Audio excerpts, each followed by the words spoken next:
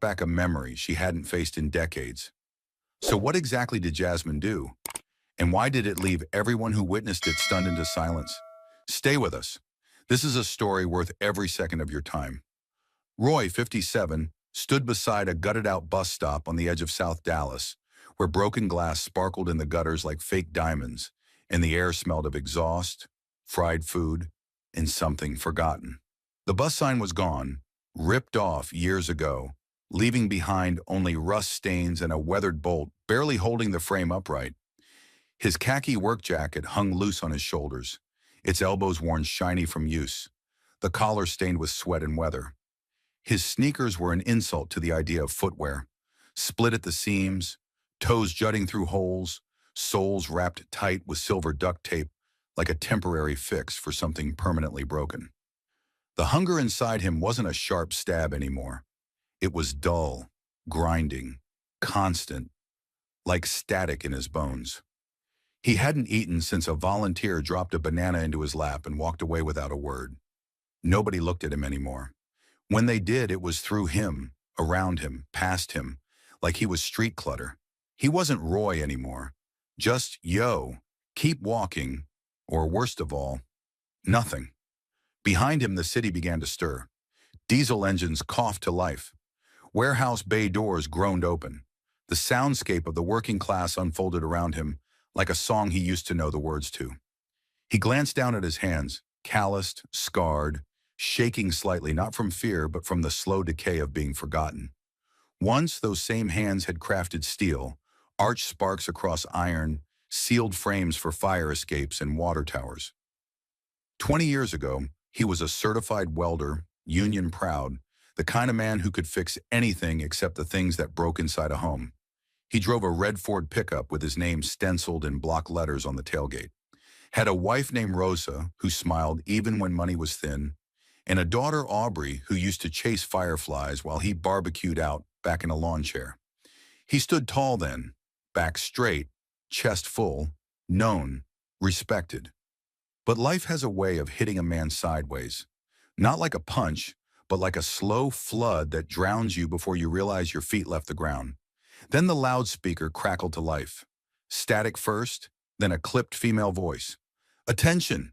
Community outreach begins in 10 minutes. Congresswoman Jasmine Crockett will be arriving shortly. Roy turned his head. Across the street, a small crowd was gathering in front of the Martin Luther King Jr. Community Center. He squinted at the stage being assembled.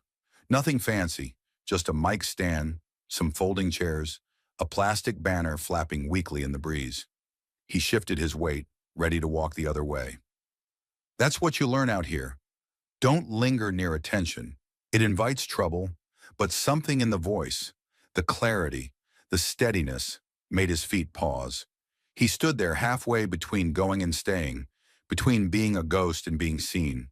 And for reasons he couldn't explain, he stayed. She arrived without fanfare, no sirens, no convoy of black SUVs, no swarm of press with lights blazing. Just one black sedan pulled curbside, and out stepped Jasmine Crockett in a navy blue suit that looked pressed but lived in, like she didn't have time for vanity. One aide followed close behind, clipboard in hand, whispering something she waved off with the ease of someone who had bigger things on her mind. The crowd began to close around her, tight, eager, almost reverent. Phones were lifted discreetly. A few journalists angled their bodies like they were pretending not to film. Jasmine didn't slow her pace. She walked with quiet purpose, not trying to own the moment, just inhabiting it. No smile for the cameras, no nod to the headlines. Just handshakes, eye contact, and the kind of good morning that sounded like she meant it. Roy watched from across the street, half shadowed by the rusted frame of the abandoned bus stop. His eyes narrowed, not with suspicion, but with the disbelief of someone who had been let down too many times to trust appearances. He didn't know who she was, only that people were listening, actually listening, and she wasn't performing. That's what got him, the stillness in her eyes, the way her shoulders didn't lift like she was bracing for a fight, but dropped slightly like she'd already survived one. He felt something stir in his chest, quiet, dangerous hope. His fingers clenched tighter around the strap of his bag. And then, without meaning to, Roy moved. He stepped forward, 1 foot past the gutter, onto the sunburned pavement. His legs felt heavier than they should have. The heat rising off the sidewalk made it feel like walking through a dream. People in the crowd noticed him. Some shifted slightly, giving sideways glances like they caught a whiff of something they'd rather not name. A teenage boy nudged his friend and muttered. Someone else took a deliberate half-step back. Roy kept moving, heart thudding, throat dry. Jasmine was just 10 feet away now, speaking to an elderly woman in a green church dress. Roy didn't want to interrupt, but something told him if he didn't speak now, he never would. He cleared his throat. It came out more like a scrape than a sound. Jasmine turned gently, her attention sliding toward him. Not with alarm, not with dismissal, but with readiness. Roy stood still, shoulders slightly hunched, breath shallow. His voice cracked, not from weakness, but from the rust of too many days without use. "Excuse me," he said, eyes not quite meeting hers. "Now could I borrow $1?" The words had barely left Roy's mouth. They didn't echo. They didn't bounce off the walls or stir applause. They just hung there, quiet, raw, exposed, like laundry strung across a battlefield. And then the silence hit, the kind of silence that makes people shift uncomfortably. Not because they're in danger, but because they've just been reminded someone real is standing in front of them. Not a speech, not a problem, a man. You could feel the tension ripple through the crowd like a cold front sliding in.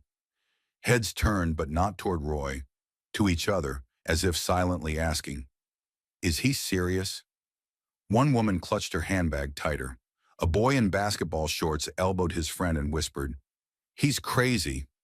And just loud enough to sting, someone behind Roy muttered, "They'll let anyone in these things now, huh?" Then came the laugh. Not loud, not brave, just enough to cut. A 20-something with a perfect haircut, sunglasses on top of his head, snorted and said, $1? Come on, man, that's pathetic." A few people smirked. Not because they meant to be cruel, but because cruelty, when disguised as comedy, always gets a pass. No one told Roy to leave. No one had to. That's what made it worse. They expected him to shrink, to apologize, to disappear on his own. But Jasmine didn't look away. She didn't glance to her aide, didn't scan the crowd for security, didn't check for a camera. She looked only at him, and it wasn't pity. It wasn't fear. It wasn't the kind of stare that people give when they're being polite, but secretly calculating how fast they can move on. It was steady, human. She wasn't staring at his dirt. She was trying to find his face inside it. For a second, Roy didn't know what to do. His fingers twitched. He shifted his weight, instinctively ready to back away. That's what usually happened. He stepped forward, and the world stepped back. But now the world wasn't moving. Only her eyes, and they weren't leaving.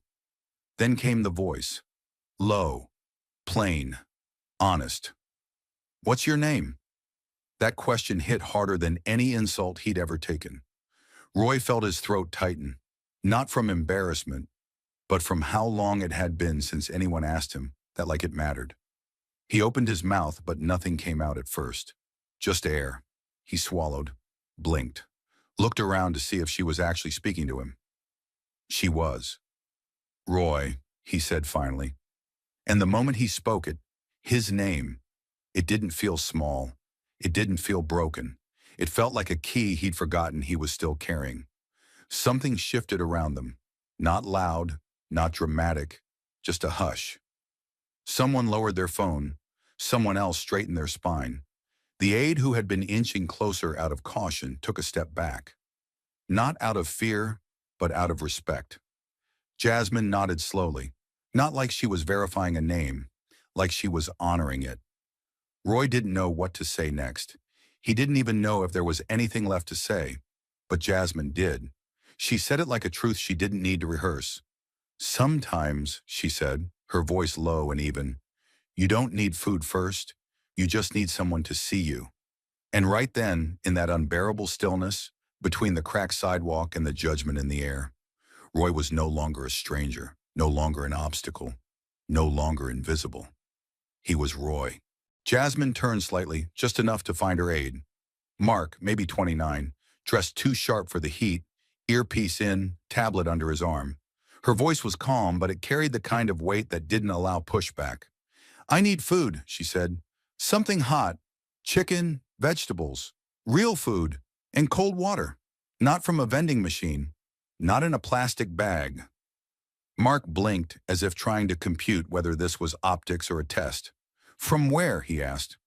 Jasmine didn't answer. She didn't need to. She just gave him a look, barely a tilt of her head, and Mark moved, fast. She watched him go, just long enough to make sure he understood she was serious. Then she turned back to Roy, and without a word she lowered herself to the ground. Not just a squat, not a politician's lean in for the camera. She sat, right there, on the concrete steps of the MLK Community Center, beside a man with duct tape on his shoes and sunburn on his neck. Her knees folded, her hands braced at her sides. The hem of her skirt brushed the grime of the sidewalk. A smear of dust caught her sleeve.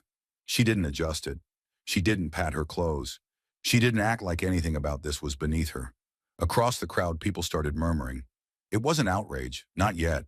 It was confusion, discomfort, the kind of collective body language that says, "This isn't how things are done."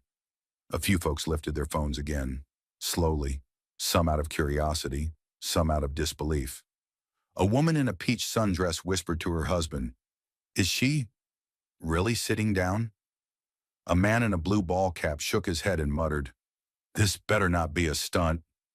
Jasmine didn't react to any of it. Then came the reporter. He slid through the crowd with that self-important gait of someone who always had access, always had questions, always assumed he was the smartest person in the room. Press badge flapping, camera trailing behind. He crouched slightly, not out of respect, but to make sure the frame got his face and hers in the same shot. "Congresswoman," he called out, tone already preloaded with sarcasm, "is this your idea of addressing homelessness? Sitting on the pavement with him?" For a second, Roy stiffened. Not from anger, from shame. That word, him, like he wasn't even present, like he wasn't sitting right there. He glanced away, bracing for Jasmine to stand, to recover, to brush herself off and step back into the language of policy. But she didn't even look at the reporter. She stayed where she was, ground level, shoulder just inches from Roy's, hands resting casually on her knees. Her chin tilted slightly, eyes still fixed on the man beside her. Her voice, when it came, was steady and low. No trace of apology or defensiveness. Just truth. "No," she said. "This is lunch, and he's a man." 5 words. No podium. No applause. Just a line of pure defiance wrapped in quiet grace. The reporter opened his mouth, then closed it. The camera behind him kept rolling. But no one moved. No one dared interrupt the silence that followed, not because it was tense, but because it was right. Jasmine didn't look triumphant. She looked human. And next to her, for the first time in a long time, so did Roy. He didn't say anything. He couldn't. But the feeling was immediate, like something sacred had cracked open inside him. Not pity, not charity, just dignity, restored, not gifted. And it had come from something as simple, as unthinkable, as a woman in a press suit, sitting down. She'd said it so simply, "He's a man," like it was the most obvious truth in the world. But for Roy, it landed like a punch to the ribs. Not because it hurt, but because somewhere deep inside, he'd forgotten it was still true. He didn't speak right away. For a while, they just sat there. 2 people, surrounded by cameras, curiosity, and cement. A car drove by, bass thudding, drowning out the hum of the city for a few seconds. Roy watched the traffic, light across the street, blink from green to yellow to red, and for the first time in weeks, he didn't feel like the one who was stuck. Jasmine didn't rush him. She didn't ask again. She just waited, like time belonged to him now. And maybe for the first time in a long time, it did. Then, without looking at her, he spoke.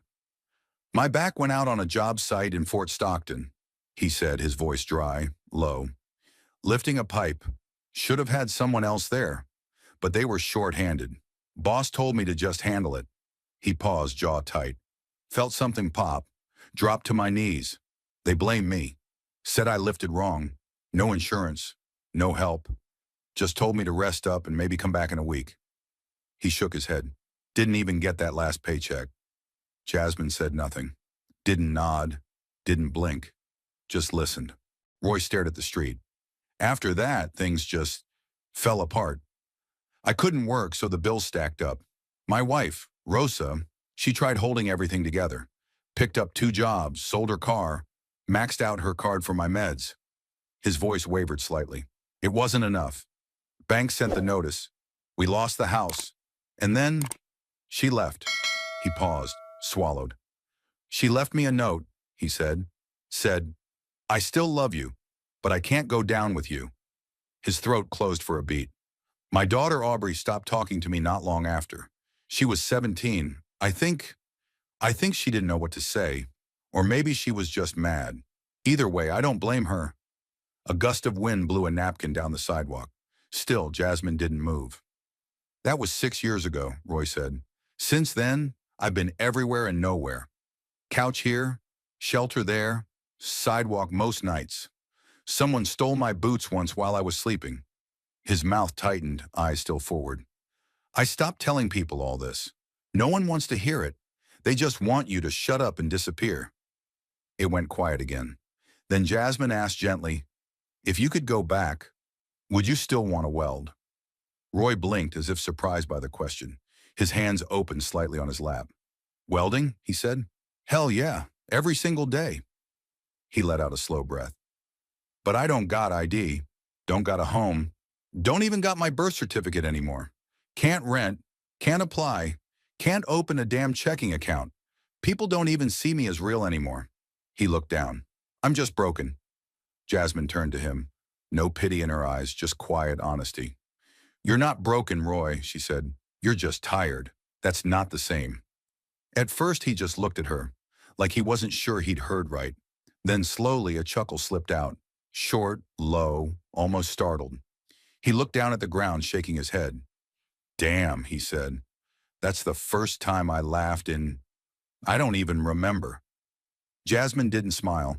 She just nodded once, steady and real, like she meant every word. Roy's laugh faded into the air like smoke from a fire that hadn't quite gone out. For a second, neither of them spoke. But something had shifted, not just between them, but around them. The noise of the crowd dulled. The weight in Roy's shoulders lightened, just barely. It was the kind of silence that didn't beg to be filled. It just made space. Jasmine reached into her back pocket. Not her purse, not a handbag, not something scripted, but the back pocket of her blazer, like someone pulling out a lifeline without ceremony. She unlocked her phone, eyes still on Roy, fingers moving fast. She wasn't texting, she was dialing. Roy watched her, confused, unsure if she was pulling away or calling for help, but her face didn't shift. Calm, director. All business, but not cold. She brought the phone to her ear. A second later, her voice dropped low, firm. Hey, it's me. I need a room. 7 nights. Clean, safe. Close to Lancaster and Grand. She paused. No, not for me. It's for someone else. No traffic. First floor, if you got it. Yeah, that one works. Another pause. Great. Thanks. I'll have someone cover it. An hour tops. She ended the call without fanfare, then turned to Roy like nothing she'd done was extraordinary. He blinked, still processing. What size shirt you wear? She asked, her tone so casual it made the question feel like an afterthought instead of what it was. A turning point. Roy stammered, not out of embarrassment, but disbelief. Large, I think. Pants, 34 waist, drawstring, if possible. Jasmine nodded and turned slightly toward her aide, who had just reappeared from the far side of the crowd, holding a bag of takeout. She didn't even let him speak. I need you to grab clothes, she said, voice firm, low enough not to invite attention, but sharp enough to draw obedience. Shirt, pants, underwear, socks, toiletries, shoes, size 10.5, new, nothing used, no clearance bin charity crap. Her tone sharpened, just enough to make it clear this wasn't negotiable. No leftovers. Full kit. New. Period. The aide paused, more stunned than confused, but then nodded quickly, already pulling out his phone. Roy sat perfectly still. He hadn't moved since the moment she pulled the phone out. The world around him felt like it had slowed to a crawl, like he was watching a movie that somehow had him in the center of it. But none of it felt real. He looked down at his shoes, duct tape and all, then at her, then at the phone in her hand. His voice, when it came, was quiet, but filled with something harder than surprise. It was a whisper built from years of being ignored. "Why are you doing this?" he asked. Jasmine turned back toward him. She didn't smile, didn't launch into some poetic monologue about second chances or God's plan. She just looked at him like she had since the beginning, straight on, like he was worth facing. And then she said, "Because someone did it for me once, and they didn't ask for my resume either." For a moment, the words didn't even land. They just hung there. Simple, quiet, devastating. Roy stared at her. Not suspicious, not skeptical, just stunned. He searched her face for any sign that this was a performance, that the cameras were influencing this moment, that someone backstage was pulling strings. But there was none of that. Just her, sitting next to him, ordering food, calling motels, talking like kindness didn't need qualifications.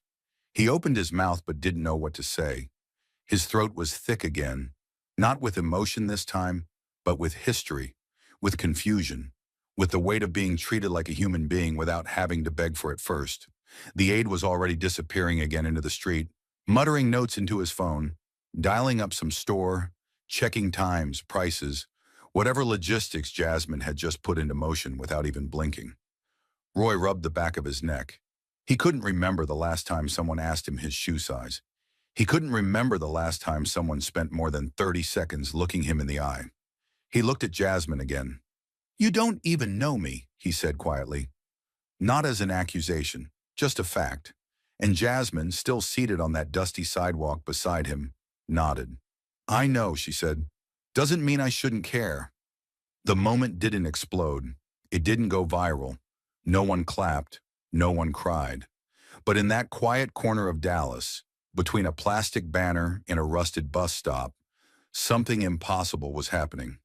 A man who'd been erased was being restored, not by grand gestures, but by ordinary decisions made with uncommon decency. And somehow, that felt bigger than anything else. Roy's question still lingered in the air. "Why are you doing this?" And Jasmine had answered it plainly. But when her eyes drifted away, just for a moment, they weren't looking at Roy anymore. They were looking backward, toward a shadow she'd carried for most of her life, a face the world had forgotten, but she never had. She remembered the heat first. Houston, late summer, too early for school and too late for hope. Jasmine was 13, skinny, fast-talking, full of questions no one had time to answer. Her mother worked 2 jobs. Her father wasn't around. But every Sunday, right after church, she'd carry a Tupperware container full of spaghetti in both hands and walk 2 miles past the last row of bus benches, past the corner store with bulletproof glass, until she reached the underside of the I-45 overpass. That's where Patrice lived, or at least, that's where she slept, when she wasn't wandering. Patrice was 29. She used to be beautiful in the way women are when they laugh without hiding their teeth. But addiction had peeled her down to bone and wire. Her eyes had stopped shining. Her voice trembled even when she wasn't cold. The first time Jasmine saw her that way, hunched beneath a blanket that smelled like mildew, face bruised in places she wouldn't explain, she almost turned around. But she didn't, because she remembered Patrice pushing her on swings when she was 5. Because Patrice had once taught her how to braid her own hair. Because Patrice had never turned away from her. So Jasmine kept going, every week. She never asked Patrice questions. She never scolded her, never preached. She just sat on the broken slab of concrete across from where Patrice curled herself up in the corner, and she opened the lid. Spaghetti with meat sauce. Always meat sauce, never plain, and never from a can. Her mother didn't know where the extra meat came from. Jasmine never told.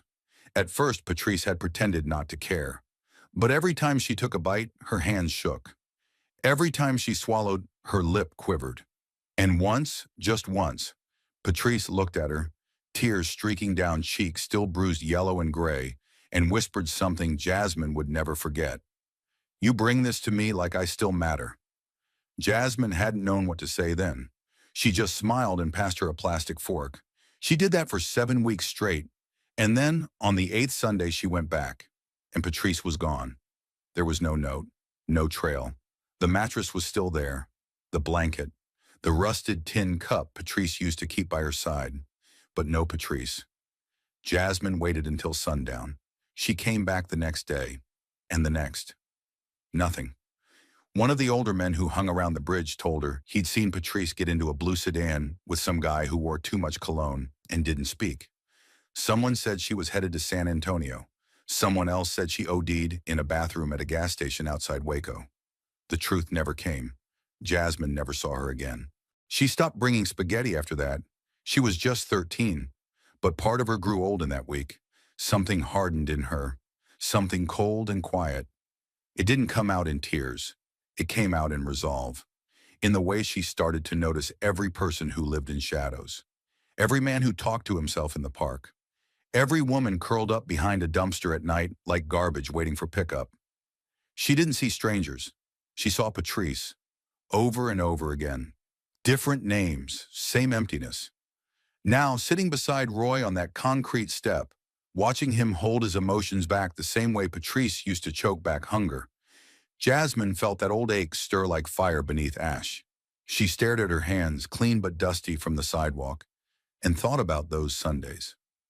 Thought about how spaghetti didn't fix anything, but it let someone feel like a person for just a few minutes. She exhaled, eyes locked on the middle distance. And then, without raising her voice, almost like talking to herself, she whispered, "I couldn't save her, but Roy, maybe I still can." The words weren't dramatic. They weren't meant for applause or attention. They were quiet, private, but heavy enough to silence even the noise inside her own chest. She didn't look at Roy when she said it. She didn't need to. This wasn't about him knowing. This was about her remembering. Remembering what it means when the world turns its back. Remembering what it means to be too late. Remembering why she fought so hard. Why she sat on dirty steps in expensive clothes without caring. Why she didn't blink when people whispered or judged. Because once there was a woman under a bridge who cried over spaghetti and said, "You bring this to me like I still matter." And now there was a man beside her who just asked for $1 and didn't know he still mattered either. Jasmine didn't say another word after that. She didn't have to. And Roy, he didn't ask what she meant. But something in the air between them changed. The weight didn't disappear, but it shifted, just enough for him to carry it without falling again. The sun was sinking by the time Roy stood in front of room 112. The motel looked exactly how he expected. Low ceilings, faded paint, a crooked ice machine in the breezeway. But the key in his hand felt unreal. He stared at the brass numbers on the door, almost expecting them to vanish. Part of him still thought this was a mistake. Any second now, someone would burst out and say the room wasn't for him, that there'd been some error, but no one came. He slid the key into the lock. It clicked. The door creaked open. The room smelled faintly of bleach and cheap air freshener, but it wasn't bad. It was clean and quiet. A small bed sat against the wall, made tight with crisp white sheets and a folded towel perched like a welcome flag. Next to it, a dresser, a lamp with a working bulb, and a plastic-wrapped bar of soap on the sink. On the pillow lay a bag, inside fresh clothes, travel-sized toiletries, and a prepaid phone. The screen blinked once, and there it was. One contact already saved. J. Crockett. Roy didn't move for a while. He just stood there, inside the doorway, like the air itself might collapse if he exhaled too loud. Eventually, he sat down on the edge of the bed. The mattress gave slightly under his weight, not much, but enough to remind him he wasn't sitting on concrete. Slowly, carefully, he reached down and began unwrapping his shoes. The duct tape peeled like old skin. The soles crackled with each movement. His fingers trembled, not from weakness, but from the fear that even this might be too much to ask. When the shoes finally came off, his feet ached just from the release. His socks were stiff with sweat and grime. He peeled them away gently and saw the damage underneath. His heels were cracked, the skin raw, and the sides of his big toe were red and swollen from rubbing against canvas that had stopped being shoe long ago. One toenail was purple. Two others were half broken. He winced. Then, without thinking, he reached into the bag and pulled out the new socks. They were white, thick, clean, folded neatly like they belonged to someone whose life hadn't collapsed.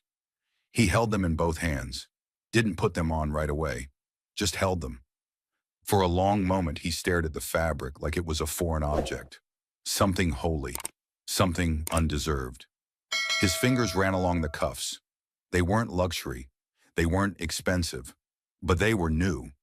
New, not donated, not discarded, not half-worn or mismatched or soaked in someone else's story.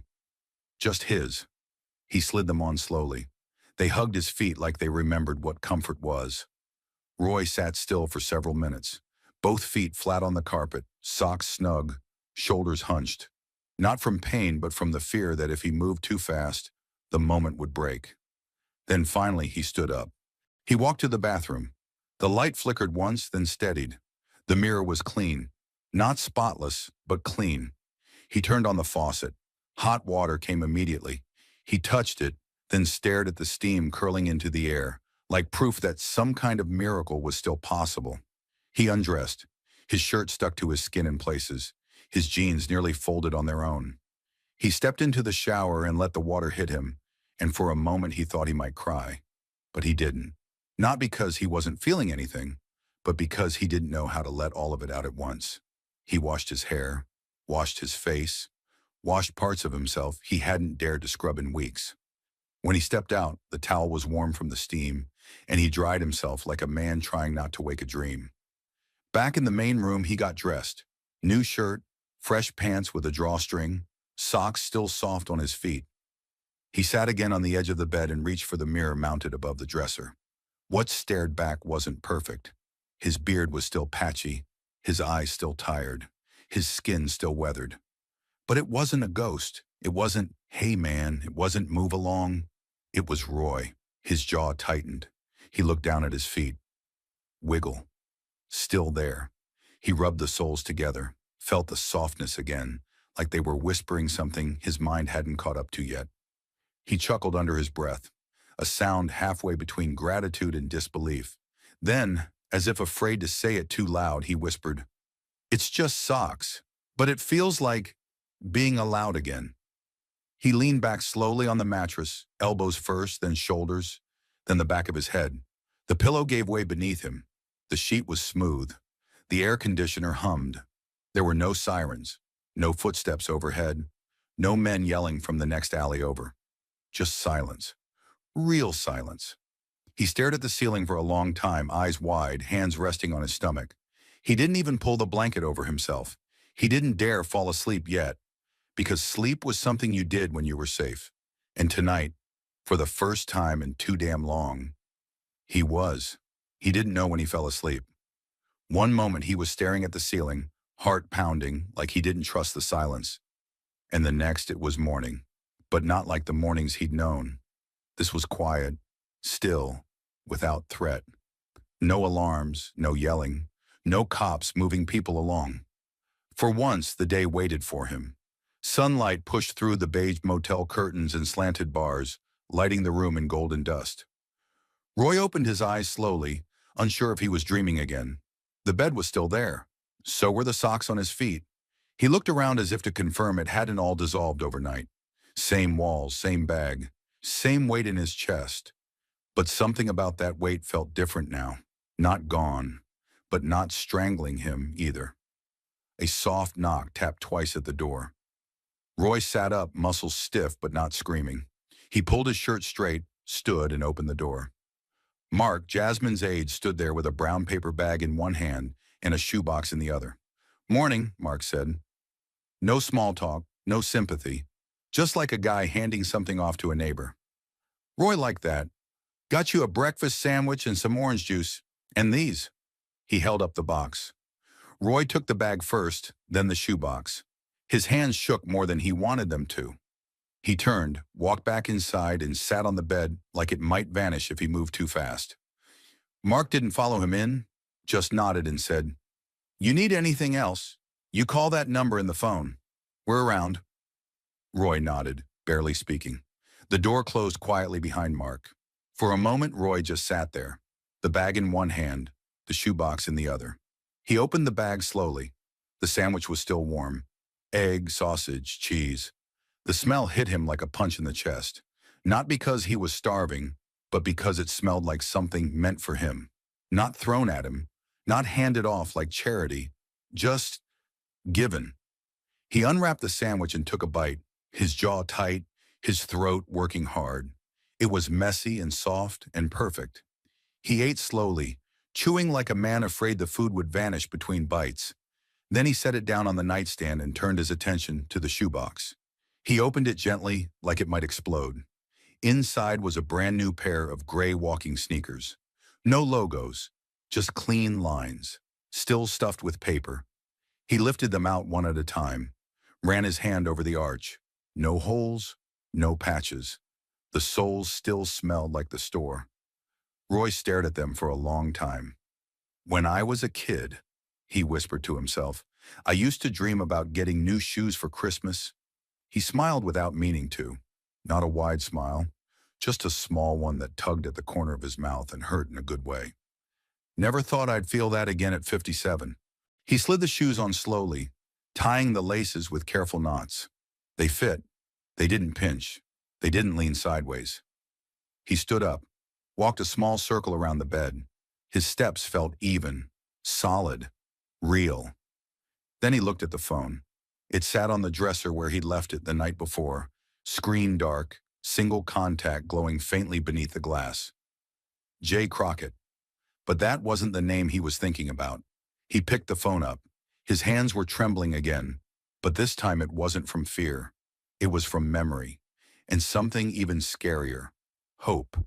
He hadn't spoken to Aubrey in 4 years, not since the last time she'd yelled at him, voice breaking, telling him he was impossible to help. He'd hung up first, not because he wanted to, but because he couldn't stand the sound of disappointment in her voice. Roy sat down again on the bed, phone in one hand, the other resting on his knee. He stared at the keypad, dialed her number from memory. Every second his finger hovered before pressing a digit felt like a decision he wasn't ready to make. But somehow he made it. Ring, once, twice, 3 times. His mouth went dry. 4 rings. He almost ended the call. Then, "Hello?" Her voice was different, older, stronger, still unmistakably her. Roy opened his mouth. No sound came. She said again, this time softer, "Hello." It's me," he said. A long pause. She didn't hang up. He could hear her breathing. He waited for a word, a curse, anything.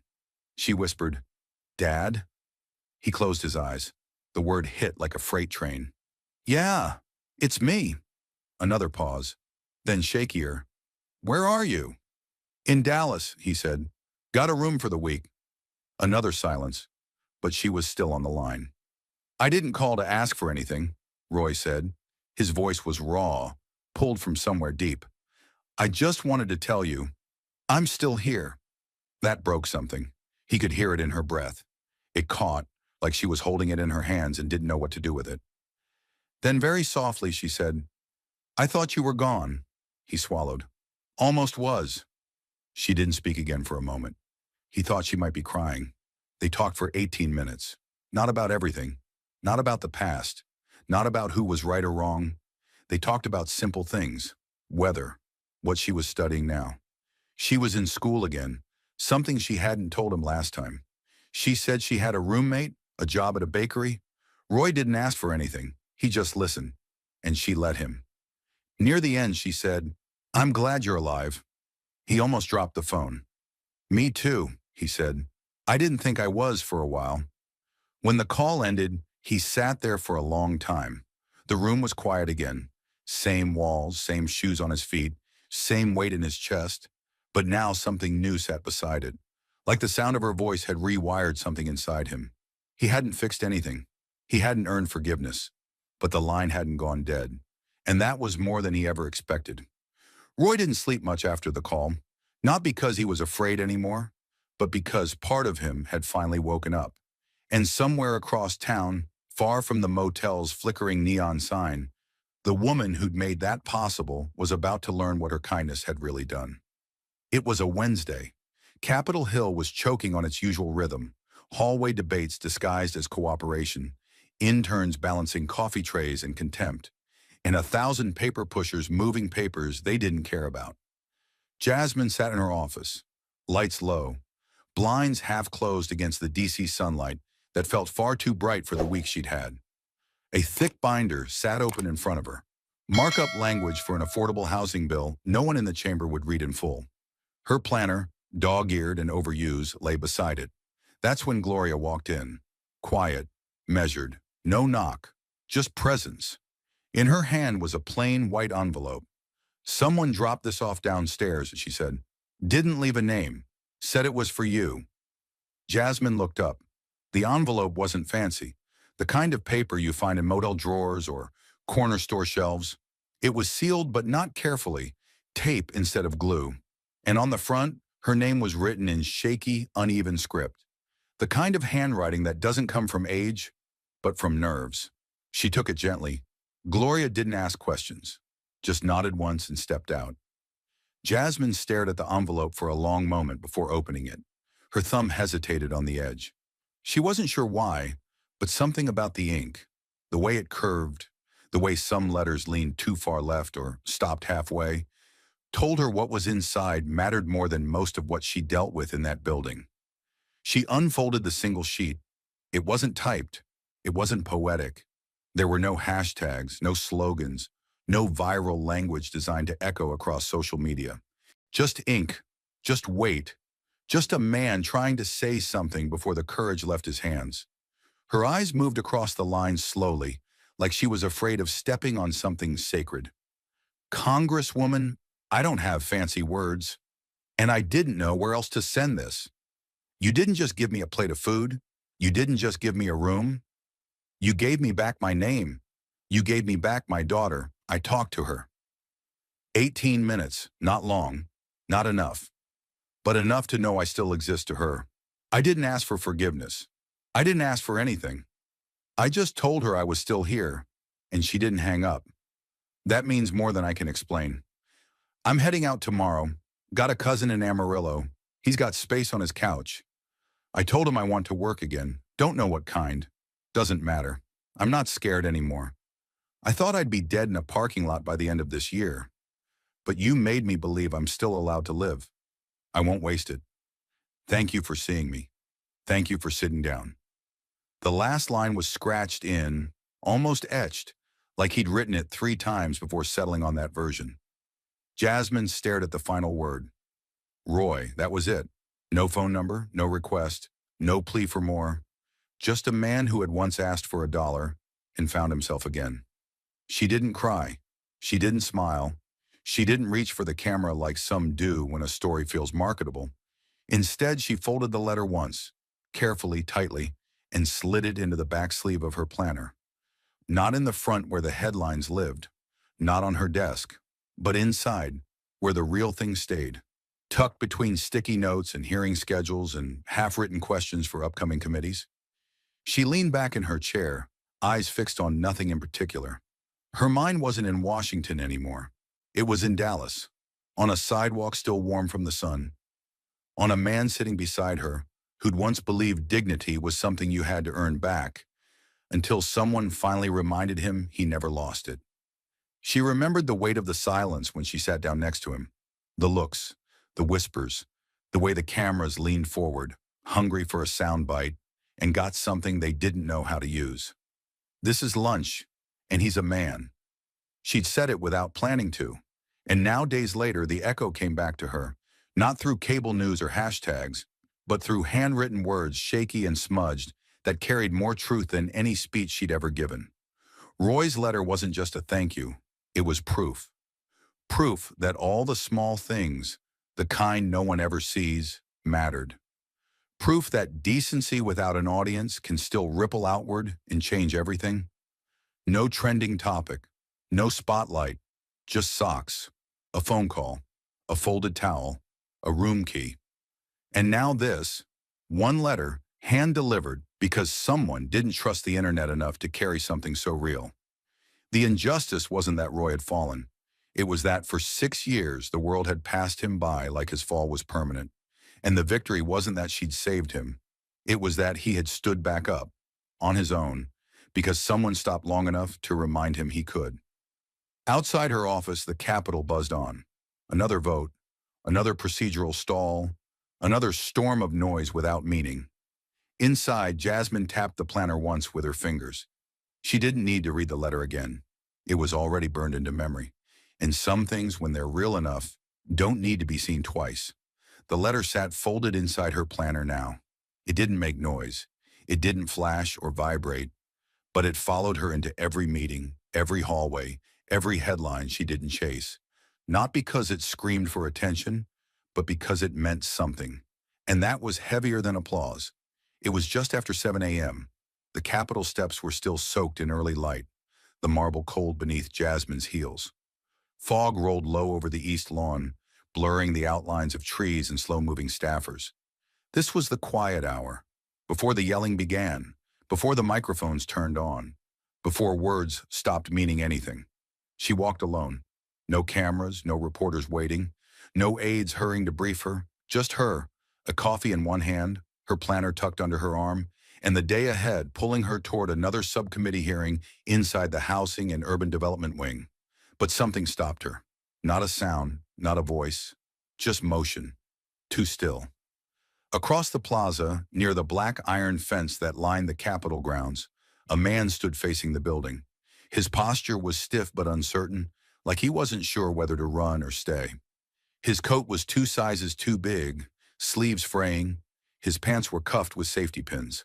A plastic bag dangled from one hand, battered, torn, half full of things no one else would take.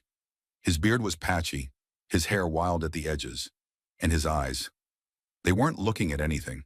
They were just searching, not for help, not even for food, but for orientation. Like he'd landed in a place that used to mean something and couldn't remember why. Jasmine slowed. She didn't think, didn't calculate. She just followed the weight in her chest.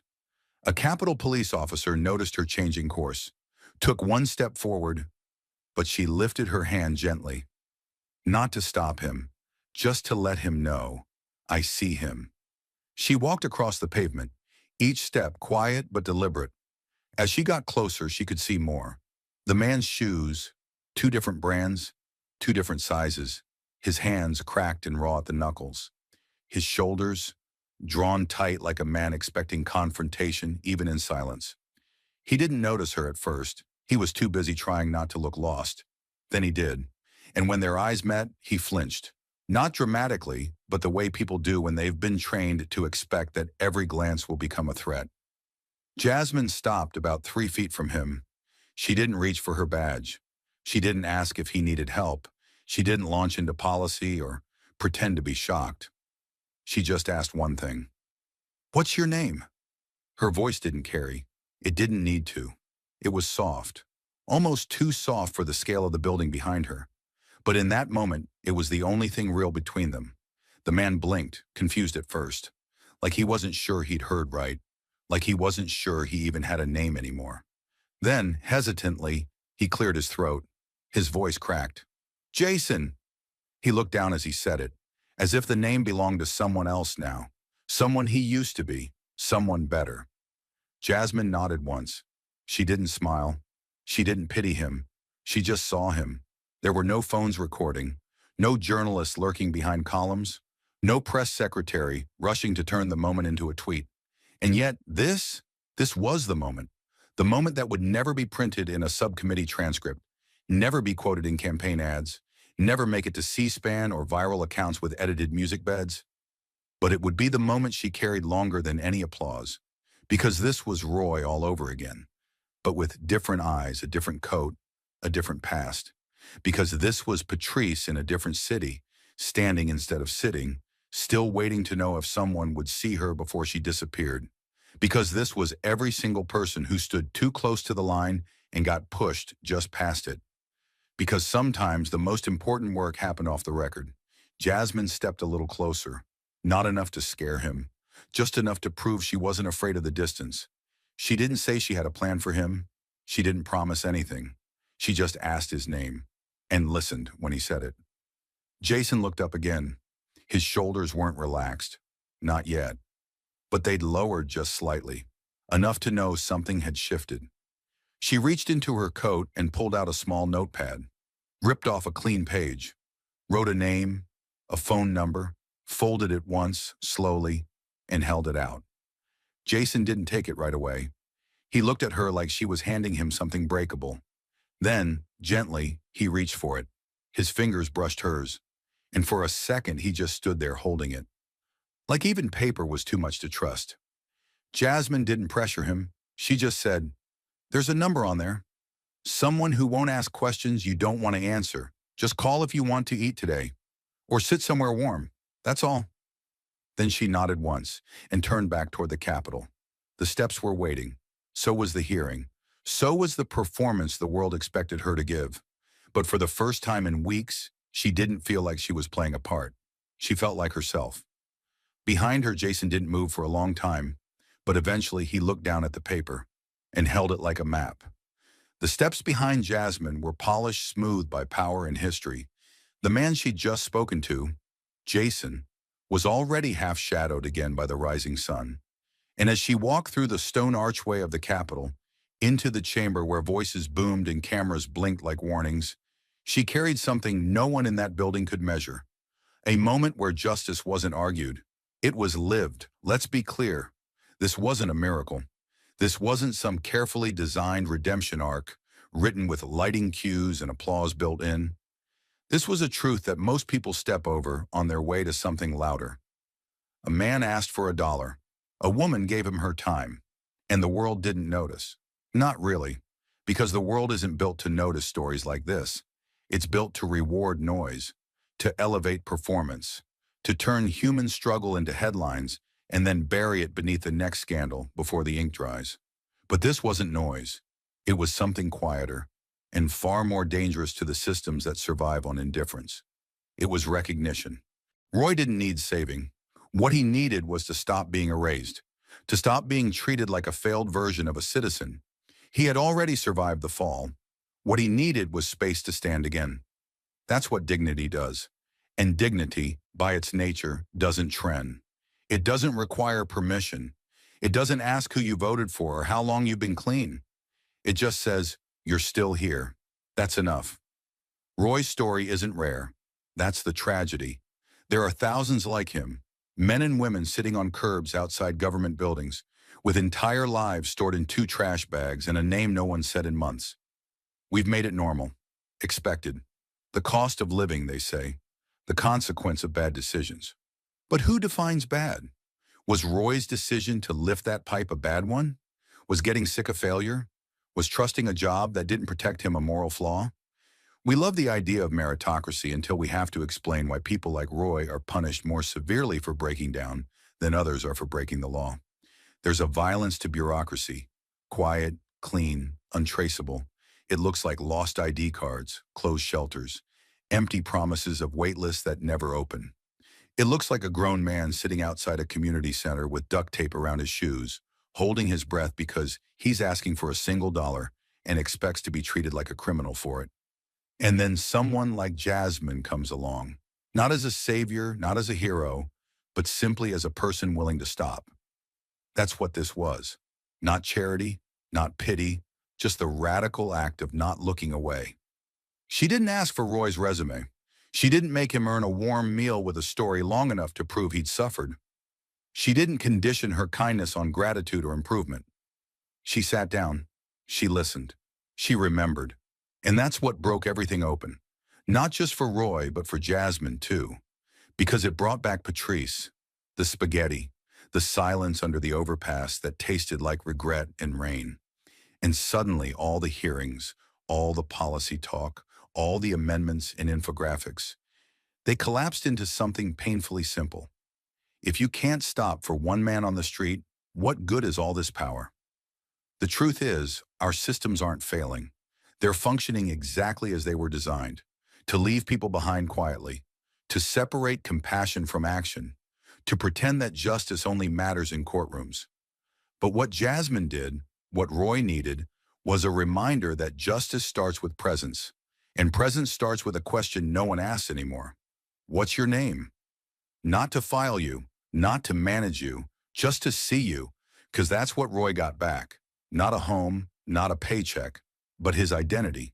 He went from hey man to Roy. He went from being someone shuffled past to someone written to. That letter he sent, it didn't have a return address. It didn't ask for anything. It just said, you gave me back my name. You gave me back my daughter. That line could have been lost in any inbox. But Jasmine folded it, pressed it between the pages of her planner, and carried it through every hallway she walked from that day forward. Not because it made her feel noble, but because it made her remember why she was here.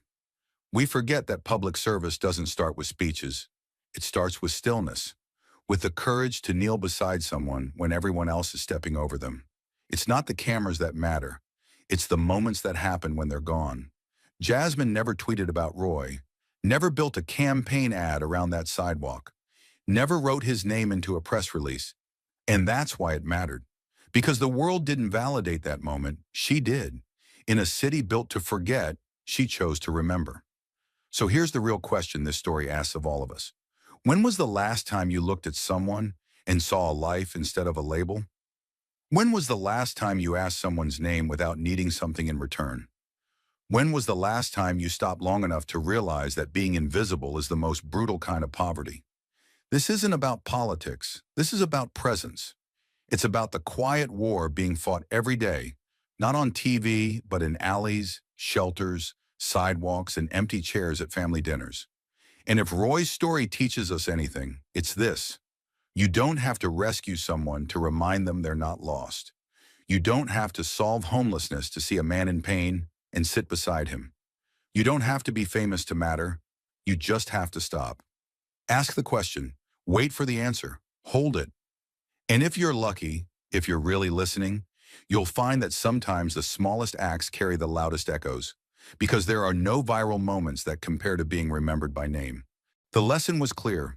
The silence we tolerate writes more policy than the laws we pass. And Roy's story, his survival, wasn't the exception. It was the warning. So the question is no longer, what will happen to them? It's what will we allow to happen next? So now, it's your turn. Not to applaud, not to scroll past, but to choose what kind of person you are when no one is watching. Because somewhere tonight, there's another Roy. He's not trending. He's not a headline. He's sitting 2 blocks from a courthouse, eating from a styrofoam box, wondering if this is the day someone finally sees him, or the day someone calls security to move him along. And you, yes, you, might be the only one who ever gets close enough to change that. Not by solving everything, not by fixing the world in one heroic moment, but by stopping, sitting, asking a name. This is the action.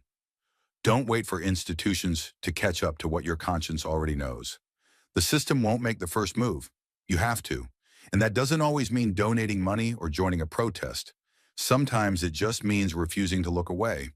Sometimes it means saying, I see you, before anyone else dares to. It means keeping a granola bar in your bag. It means remembering that your discomfort isn't more valuable than someone else's existence. The fight for dignity doesn't start in courtrooms. It starts on sidewalks, so start there. Start where Roy sat. Start where Jasmine stood. And if you ever find yourself in the middle of a crowd, if someone next to you asks for $1, or directions, or just a second of your time, don't do what you've been trained to do. Don't step aside. Don't move faster. Don't pretend you didn't hear. Because that moment could be everything. Not to you, but to them. And if you're lucky, if you listen close enough, you might just hear something change. Thank you for watching until this moment and for standing with us on this journey for justice. Your support means everything, like subscribe and turn on notifications so you never miss what's next. And we'd love to hear your thoughts. Leave a comment below and let us know what moved you most in this story. Together, our voices make a difference.